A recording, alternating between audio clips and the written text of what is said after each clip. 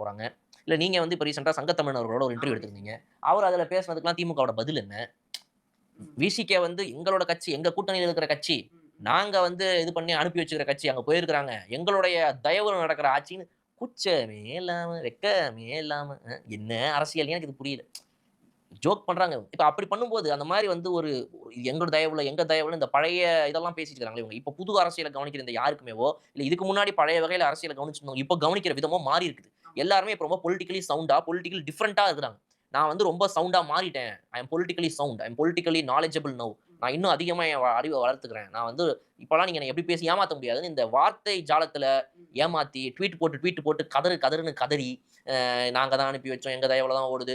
ஆட்சியில அதிகாரத்துல வந்து நீங்க பங்கு குடுத்துட்டீங்கன்னா, அவங்க உங்க உங்க கட்சிய நெனச்சுக்காதீங்க. 2031ல அவங்கள திரும்ப நாங்க எப்படியாவது எங்க பக்கம் வர வச்சுருவோம். இப்படிலாம் மனக்கோட்டை கட்டிட்டு இருக்காங்களே இவங்க. இவங்க எல்லாருக்கும் நான் சிம்பிளா ஒண்ணே ஒண்ணு கேட்கிறேன். திருமாவுடைய இந்த வீடியோவ பார்த்தீங்களா இல்லையா? திருமா அவர்கள் ரொம்ப சிம்பிளா சொல்றாரு. ஏன் முடிவு இது? பண்ண முடியாது. எனக்கு அவங்க கூப்பிட்டு குடுத்துமே நான் வேண்டான்னு சொல்லியிருக்கேன். அப்படின்றத தெளிவா சொல்றாரு.